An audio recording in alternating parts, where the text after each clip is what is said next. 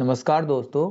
आज के वीडियो में हम लोग 25 क्वेश्चन देखेंगे जीके के, जो कि बहुत इंपॉर्टेंट हैं किसी भी एग्जाम के लिए। ये किसी न किसी एग्जाम में पूछे हुए क्वेश्चन हैं। ये कुछ हार्ड लेवल के क्वेश्चन हैं जिनको मैंने इसमें डाला हुआ है। कुछ क्वेश्चन ऐसे भी लगेंगे जो एकदम फालतू टाइप के हैं, लेकिन वो एग्जाम में पूछे हुए हैं, इसलिए मैंने इनको इसमें रखा है। तो आप सभी क्वेश्चंस को देखेंगे आराम से और आराम से इनको सॉल्व करेंगे, और जो चीज आपको समझ में नहीं आएगी उसका नोट कर लेंगे। ठीक है, तो हम लोग स्टार्ट करते हैं। पहला क्वेश्चन है, लेटेराइट मिट्टी महत्वपूर्ण रूप से पाई जाती है कहाँ पे? तो आप ध्यान रखना कि जो लेटेराइट मिट्टी है ये इस साइड पाई जाती है। ठीक है, जो इस साइड का तट होता है उसे हम लोग क्या बोलते हैं? तो आप लोग देखिए एक बार, पूरा एक बार देख लीजिए। एक बार देखिए, जो इस साइड का किनारा होता है इसको हम लोग बोलते हैं पूरा मालाबार तट। ठीक है, और जो इस साइड का किनारा होता है इसे बोलते हैं हम लोग कोरोमंडल तट। ठीक है, अब देखिए, जो कोरोमंडल तट है इसको याद करने के लिए आप क्या कर सकते हैं? जो कोरोमंडल तट है ये इस टाइप का, मैंने देखिए यहाँ पे क्या है, काला काला सा कर दिया है। ठीक है, तो इसे बोल देंगे कोरोमंडल। ठीक है, और ये पूरब की साइड में पड़ता है, इसीलिए इसे क्या बोलते हैं? कोरोमंडल। ठीक है, आप याद करने के लिए हम बता रहे हैं सिर्फ आपको। देखिए, पूरब की साइड से क्या निकलता है? सूर्य निकलता है। ठीक है, और सूर्य की रोशनी में लोग कैसे हो जाते हैं? काले हो जाते हैं। आपने देखा होगा जहां पे ज्यादा गर्मी पड़ती है वहां लोग कैसे होते हैं? काले होते हैं। तो यहाँ क्या करेंगे? कोरोमंडल तट। ठीक है, आपको सिर्फ याद करने के लिए जो बचा रह जाएगा वो कौन सा हो जाएगा? मालाबार तट। ठीक है, देखिए, केरल में रा आता है और मालाबार में भी रा आता है। ठीक है, केरल में भी रा आता है और मालाबार में भी रा आता है, ऐसे भी याद कर सकते हैं। तो इसे केरल के पास जो होता है उसे बोलते हैं मालाबार तट, और मालाबार तट में ही क्या है? लेटेराइट मिट्टी पाई जाती है। आप ध्यान रखेंगे इसको। ठीक है, यहाँ पे आप ध्यान रखने वाली बात ये भी है कि जो गोवा के पास का किनारा है इसे कोंकण तट बोलते हैं। ठीक है, और जो किनारा एकदम से गोवा से लेके कर्नाटक तक पड़ता है इसे कर्नाटक तट या फिर केनरा का तट बोलते हैं। ठीक है, और ये अरेबियन सी साइड पड़ता है, इस साइड पड़ती है बंगाल की खाड़ी। ठीक है, आप जानते हैं। ठीक है, और इस साइड में देखिए कोरोमंडल तट पड़ता है, और यहाँ पे अगर देखेंगे तो ये डेल्टा क्षेत्र बनता है। ठीक है, ध्यान रखेंगे इस चीज को। ठीक है, 27 नंबर क्वेश्चन देखिए, खरीफ की फसल काटी जाती है कब? काटने का टाइम पूछ रहा है हमको, पूरे क्वेश्चन सॉल्व करने हैं इसके। आप देखिए, जो रबी की फसल होती है ये कौन सी फसल होती है? जो अक्टूबर नवंबर में बोई जाती है, और आप ध्यान रखेंगे मार्च अप्रैल में काटी काटी जाती है। मतलब पूरे के पूरे ठंड के टाइम में कौन सी होती है? रबी की। ठीक है, अब देखिए, जो रवि होता है इसका मतलब होता है सूर्य। ध्यान रखें क्या होता है? सूर्य। हम सूर्य के लिए तरस जाते हैं किसमें? ठंड में। तो जो ठंड का टाइम होता है वही होती है रबी की फसल। और रबी की फसल में आप जानते हैं कि जब रबी नहीं निकलता है, यानी कि ठंड नहीं पड़ती है, तो कौन सा फसल को नुकसान होता है? गेहूं का, जौ का, चना का, मटर का, सरसों, मसूर, आलू आदि जो फसलें होती हैं ये कैसी हैं? रबी की फसलें हैं। ठीक है, खरीफ की फसल आप जानते हैं कि जो फसलें गर्मी की फसलें होती हैं, जो जो फसलें गर्मी की फसलें होती हैं, इनकी जून जुलाई में बोई जाती हैं और अक्टूबर नवंबर में काट ली जाती हैं, तो इन फसलों को हम लोग क्या बोलते हैं? खरीफ फसलें। क्या बोलते हैं? खरीफ की फसलें बोलते हैं। ठीक है, अब इनमें देखिए चावल का अपवाद रहेगा। चावल, ज्वार, बाजरा, मक्का, तिल, मूंगफली, ये सभी कैसी फसलें हैं? ये सभी गर्मी की फसलें हैं। ठीक है, अब देखिए कुछ नकदी की फसलें होती हैं एकदम से, उन्हें बोलते हैं जायद फसलें। ठीक है, मार्च अप्रैल में तो इन्हें बोते हैं, जैसे ये फसल कटती है तुरंत बो देते हैं रबी वाली, और जून जुलाई के टाइम में से काट लेते हैं। ठीक है, और हम इन्हें नकदी फसल के नाम से भी जानते हैं। क्या बोलते हैं? नकदी फसलें। ठीक है, तो जैसे तरबूज है तुरंत बिक जाता है, खरबूजा है, ककड़ी है, खीरा है, और जो जितने भी ऐसे आइटम्स होते हैं जो तुरंत बोते तुरंत काट लेते हैं, तो इन्हें क्या बोलते हैं? जायद फसलें। देखिए खरीफ का पूछा था, देखिए खरीफ की फसल हम लोग काटेंगे कब? तो अक्टूबर या नवंबर के शुरुआत में, यानी कि नवंबर में काट लेंगे। अब आगे देखिए, लंबे रेशे वाली फसलें कौन सी होती हैं? देखिए लंबे रेशे जो होते हैं ये ऐसी फसलें होती हैं जैसे कपास हो गया, ठीक है, सन हो गया और जूट हो गया। ये सभी फसलें कैसी हैं? लंबे रेशे वाली फसलें होती हैं। ठीक है, ध्यान रखेंगे।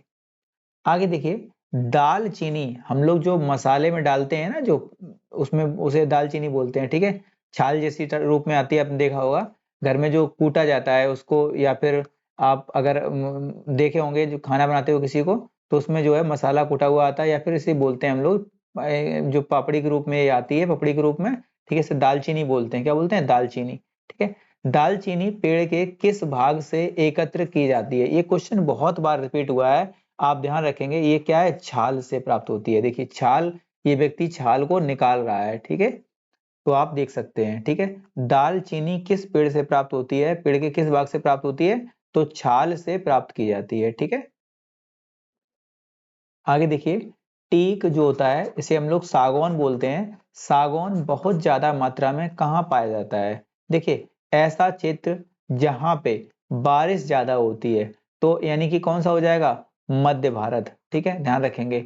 आपने ध्यान रखना है इस चीज को, कि आपने कई बार रास्ते में निकलते हुए देखा होगा इस चीज को, कि ये सागौन होता है ना, ये कई जगह ऐसी मात्रा में लगाया जाता है, बहुत ज्यादा घना घना लगा दिया जाता है। तो ये ध्यान रखना, सागौन की जो लकड़ी होती है ये बहुत महंगी बिकती है इसलिए किसान इसको अक्सर कर अपने खेतों में लगा लेते हैं। एक चीज बहुत इंपॉर्टेंट है आप जानने के लिए, जो सागौन की खेती है या फिर जो बांस की खेती होती है, इस पे किसान को 100% सब्सिडी मिलती है, ठीक है, ये भी आप ध्यान रखेंगे। मसालों का बगीचा का उपनाम से प्रसिद्ध कौन सा स्टेट है? राज्य पूछा गया है मसालों के लिए, तो आप ध्यान रखेंगे इसके लिए केरल राज्य फेमस है। हमने मसाले की कुछ फोटो लगाई है, आप लोग देख के आराम से मन को मिठास दे सकते हो, खट्टा खट्टा लगेगा, ठीक है, केरल, ठीक है। किस राज्य को भारतवर्ष का चीनी का कटोरा कहा जाता है?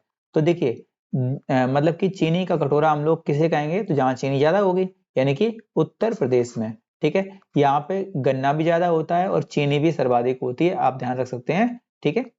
भारत में गेहूं का सबसे बड़ा उत्पादक राज्य कौन सा है? गेहूं का पूछ लिया है, हम लोग गेहूं का तो लगा लेंगे, साथ में सारे देख लेते हैं, ठीक है। धान का पूछ लेगा तो पश्चिम बंगाल, ठीक है, धान का सबसे बड़ा उत्पादक कौन है? पश्चिम बंगाल। चावल का पूछे तो भी पश्चिम बंगाल लगाना, ठीक है। गेहूं का पूछे और गन्ने का पूछे तो दोनों लगा देना आप उत्तर प्रदेश में, ठीक है। मूंगफली का अगर पूछ ले तो आप गुजरात लगाएंगे, ठीक है, मूंगफली गुजरात में सर्वाधिक होती है, ठीक है। चाय का सबसे बड़ा उत्पादक राज्य कौन सा है? चाय आप जानते हैं, असम की चाय फेमस होती है, यानी कि असम में सर्वाधिक होती है, ठीक है। बांस के लिए ध्यान रखेंगे तो भी असम फेमस है, ठीक है, ध्यान रखेंगे, बांस और चाय दोनों के लिए असम फेमस है।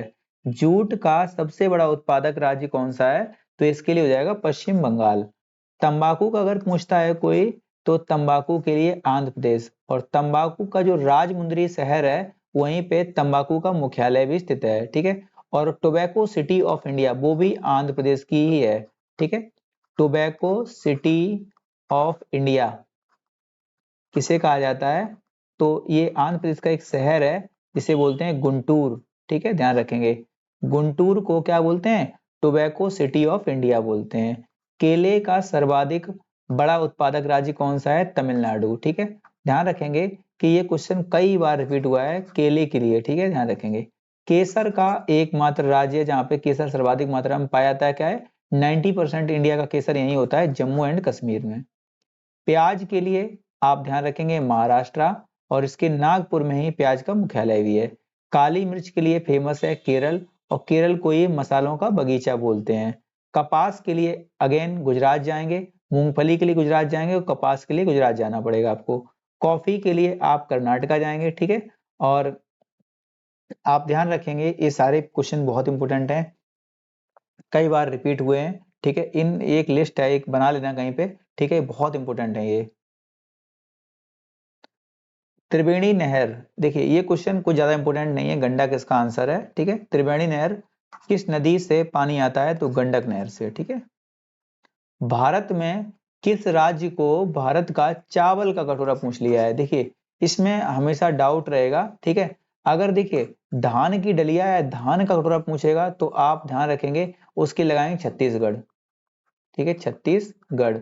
और अगर चावल का पूछता है तो आंध्र प्रदेश आंसर ज्यादा सही माना जाता है। कभी कभी तमिलनाडु भी मिल जाता है, लेकिन आंध्र प्रदेश ज्यादा बेटर है आंसर, ठीक है।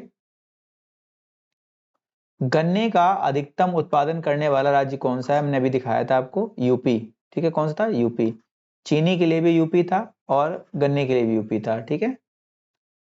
और किस पेड़ से हम कुनैन प्राप्त करते हैं, यानी कि कुनैन किस वृक्ष से प्राप्त करते हैं? तो वो पेड़ होता है सिनकोना का पेड़। आपने कई जगह देखा होगा कि जो ऐसा फूल लगा रहता है, जब ये फूटता है तो इसके बीच में दो बीज निकलते हैं, उसी से हमें कुनैन प्राप्त होती है। ठीक है, सिनकोना का पेड़ होता है। ठीक है, देखा होगा आप लोगों ने। ठीक है। भारत में ईख कितने माह में परिपक्व यानी कि पक जाती है? यानी कि जो गन्ना है, ये कुल मिला के ईख बोलते हैं, इसको हम लोग ईख बोलते हैं गन्ने को। तो ये गन्ना की फसल पूरी तैयार कितने महीने में होती है? ध्यान रखेंगे, 12 महीने में। गन्ने की जो फसल है ये 12 महीने में तैयार होती है। भारत का सर्वाधिक पटसन उत्पादन वाला नाल्टा या जूट बोलते हैं, जूट। तो जूट के लिए हमने आपको बताया था पश्चिम बंगाल। ठीक है, ध्यान रखेंगे, जूट के लिए कौन था? पश्चिम बंगाल। भारत में जूट का सर्वाधिक क्षेत्रफल पर राज्य कौन सा हो जाएगा? तो अगेन पश्चिम बंगाल। ठीक है, ध्यान रखना, पश्चिम बंगाल। अरेबिका एक प्रकार का क्या है? देखिए, अरेबिका नाम की कॉफी होती है, लेकिन अरेबिका क्या है? एक प्रकार का फूल है। ठीक है, इसी फूल में जो कुछ होता है, उसी से जो कुछ पंखुड़ी टाइप में होती हैं, उसी से कॉफी बनती है। ठीक है, ध्यान रखेंगे। लेकिन अरेबिका क्या है? एक फूल है। ठीक है, फ्लावर। कुफरी चमत्कार या मेरेकल बोलते हैं इसी को। कुफरी किस फसल की प्रजाति का नाम है? तो कुफरी आप जानते हैं आलू की एक फेमस मतलब की प्रजाति है। और शिमला में जो हिमाचल प्रदेश है, हिमाचल प्रदेश में एक जगह पड़ती है कुफरी, वहीं पे आलू अनुसंधान संस्थान का मुख्यालय ही है। ठीक है, ध्यान रखेंगे, आलू अनुसंधान संस्थान का नाम ही क्या है? कुफरी, शिमला में। ठीक है, ध्यान रखेंगे, शिमला का हो या हिमाचल प्रदेश का हो। कॉफी किस पेड़ का पौधा होता है? ठीक है, कॉफी, ध्यान रखेंगे, ये उष्णकटिबंधीय झाड़ीदार वृक्ष होते हैं। कैसे होते हैं? उष्णकटिबंधीय झाड़ीदार वृक्ष होते हैं। ठीक है। भारत में काजू उत्पादन में मुख्यतः राज्य कौन सा है? देखिए, काजू के लिए अगेन हम लोग कहाँ जाएंगे? तो केरल जाएंगे। कहाँ पे जाएंगे? केरल जाना पड़ेगा काजू के लिए। ठीक है। अब कुछ देख लीजिए आप लोग, जैसे सेब के लिए फेमस कौन सा है? तो जम्मू एंड कश्मीर है। चावल के लिए पश्चिम बंगाल, हमने आपको बताया था। बाजरा के लिए राजस्थान, और तिलहन के लिए भी राजस्थान। ठीक है। बांस हमने बताया था असम में। केला तमिलनाडु। जौ के लिए उत्तर प्रदेश। शुगर केन के लिए उत्तर प्रदेश। ठीक है। काजू के लिए हम लोग कहाँ जाएंगे? केरल। मिर्च महाराष्ट्र, प्याज भी महाराष्ट्र। ठीक है। कपास अगेन गुजरात में है। ठीक है। गेहूं के लिए आप जानते हैं यूपी है। ठीक है। मक्का के लिए आंध्र प्रदेश फेमस है। ठीक है, आंध्र प्रदेश। ठीक है, तंबाकू के लिए भी फेमस है। चना के लिए अगेन मध्य प्रदेश जाना पड़ेगा। सोयाबीन, सोया स्टेट बोलते हैं एमपी को। ठीक है। चाय असम में हो जाएगी। ठीक है। हल्दी के लिए बहुत फेमस है, हल्दी से आता है क्वेश्चन, हल्दी कहाँ हो जाएगा? तो आंध्र प्रदेश में। ठीक है। और नारियल के लिए पूछ लेगा, तो नारियल कहाँ पे? केरल में, केरल के कासरगोड में नारियल मुख्यालय भी है।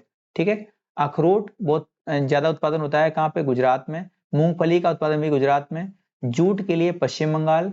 आम आप जानते हैं उत्तर प्रदेश में। ठीक है। यूपी का जो शहर है लखनऊ के पास, मलिहाबाद, जहां पे आम का मुख्यालय भी है। ठीक है, मलिहाबाद में। ठीक है, लखनऊ ही है स्पेशली देखा जाए तो। ठीक है। सरसों अगेन तिलहन जिसको बोलेंगे राजस्थान में। प्याज के लिए महाराष्ट्र। काली मिर्च के लिए केरल। ठीक है, केरल को मसालों का बगीचा बोलते हैं, आप जानते हैं। धान के लिए पश्चिम बंगाल। आलू सर्वाधिक कहाँ होता है? तो यूपी में। ठीक है। और रागी कहाँ सर्वाधिक होती है? तो कर्नाटका में। रबड़ सर्वाधिक कहाँ होती है? तो केरल में। सिल्क सर्वाधिक कहाँ होता है? तो कर्नाटका में। गन्ना हमने बताया था आपको शुरुआत में ही, उत्तर प्रदेश में। सूरजमुखी अगेन कहाँ पे? कर्नाटका में। तंबाकू आप जानते हैं आंध्र प्रदेश में। और अरहर के लिए आप फिर से आ जाएंगे यूपी में। ठीक है। आप ये सारे क्वेश्चन आप लोग कहीं नोट कर लेना, क्योंकि ये बहुत इंपॉर्टेंट है। ठीक है, ये एग्जाम में पक्का ये मान लीजिए कि ये क्वेश्चन इससे आना ही आना है किसी भी एग्जाम में। ठीक है। अब देखिए मसाला पदार्थ। अब देखिए मसाला जो पदार्थ है कौन सा है जो जड़ों से प्राप्त होता है? इसका आंसर मैंने दिखा दिया एक तरीके से, कौन सा है? तो हल्दी है। ठीक है, हल्दी। हल्दी का पूछ लेता है कि हल्दी कौन से कुल की है? तो ये हल्दी जो होती है कुरकुमिन, ठीक, कुल की होती है। ठीक है। अब आगे आप देख सकते हैं। ठीक है। और आप ध्यान रखेंगे, ये वाली हल्दी मत समझ लेना। ठीक है, ये हल्दी में भी टाइम है आपके में। आगे देखिए, कौन सा राज्य शहतूत कीट पालन में अग्रणी है? कीट पालन में कौन सा फेमस है? तो कर्नाटका। ठीक है, कीट पालन सर्वाधिक कहाँ होता है? तो कर्नाटका में होता है शहतूत का। ठीक है, ध्यान रखेंगे, शहतूत कीट पालन कहाँ होता है? तो कर्नाटका में। किस राज्य में गेहूं प्रचुर मात्रा में उत्पादन किया जाता है? तो आप जानते हैं गेहूं का सर्वाधिक उत्पादन होता है उत्तर प्रदेश में। आप जानते हैं गन्ना का भी सर्वाधिक कहाँ होता है? दाल जो होती है, दाल विशेष तौर से अरहर की दाल जो होती है, अरहर की दाल कहाँ होती है सर्वाधिक? तो और चीनी भी कहाँ होती है? तो कहाँ पे होती है? यूपी में। ठीक है, ध्यान रखेंगे। ठीक है, जौ की बात करेंगे तो भी यूपी में। आगे देखेंगे, चीनी का प्रमुख उत्पादक देश कौन सा है? तो चीनी का प्रमुख उत्पादक देश हो जाएगा भारत। ठीक है, ध्यान रखेंगे इस चीज को। भारत में उगाई जाने वाली अधिकतर कॉफी की किस्म कौन सी है? ठीक है, इसके लिए आप आंसर देख लीजिए, अरेबिका। हमने आपको बताया था अरेबिका क्या होता है, तो एक फूल होता है जिससे हमें कॉफी प्राप्त होती है। ठीक है, ध्यान रखेंगे इस चीज को। हापुस आम का मूल नाम कौन सा है? हापुस आम का ध्यान रखेंगे, मूल नाम कौन सा है? तो रत्नागिरी। ठीक है, मूल स्थान पूछेगा कहाँ पे है? रत्नागिरी। रत्नागिरी कहाँ पड़ता है? तो महाराष्ट्र में। ठीक है, ध्यान रखेंगे। क्वेश्चन पूछता है कि आमों का राजा किसे बोलते हैं? तो उसे हापुस आम को ही बोलते हैं। ठीक है, आमों का राजा बोलते हैं इसे, आमों का राजा। ठीक है, हापुस आम को आमों का राजा बोलते हैं। रत्नागिरी महाराष्ट्र में सर्वाधिक मात्रा में होता है। ठीक है, आप ध्यान रखेंगे। ठीक है, और आपको वीडियो कैसा लगा आप लोग कमेंट करके बताना। ठीक है, और अगर अच्छा लगे हो तो आप किसी को शेयर कर सकते हैं। ठीक है, थैंक यू दोस्तों।